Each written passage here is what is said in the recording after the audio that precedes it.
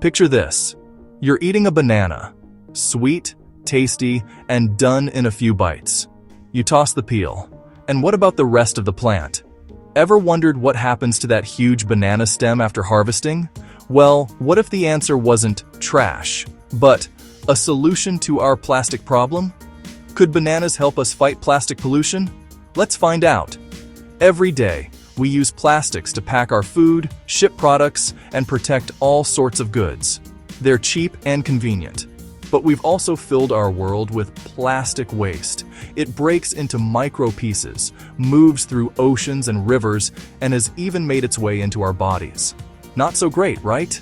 Scientists around the world are working on bioplastics, materials that can break down naturally instead of sticking around forever. But there's a catch.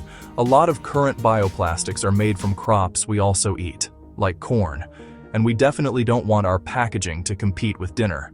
Enter the banana plant. When farmers harvest bananas, the big thick stem, called the pseudostem, gets thrown away. It's bulky, messy, and not very useful. Until now. Researchers have discovered that this waste is actually rich in cellulose, one of nature's strongest and most useful ingredients. Cellulose is the stuff that gives plants their structure, and with the right techniques, it can be turned into bioplastics. Here's the cool part. Scientists can clean and process fibers from banana stems and transform them into thin, flexible films, like the clear wrapping on food items.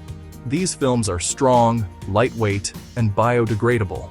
That means they could help packaging companies ditch conventional plastic and switch to something way kinder to the environment.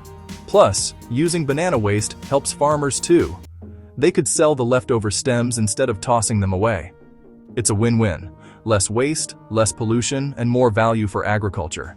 There's still engineering work to do, like improving how bioplastics handle water and making production cheaper at large scale. But this technology is moving fast, and more innovations are on the way. So next time you peel a banana, remember, that plant has more to offer than just a quick snack. It might just be helping us build a future where packaging doesn't destroy the planet. If we can turn banana stems into eco-friendly bioplastics, what other everyday plants do you think could help us redesign the materials we rely on? Thanks for listening to the R&D Lab. Visit ngsphere.com to explore the engineering concepts. Don't forget to subscribe for more short journeys into big ideas. Until next time, stay curious.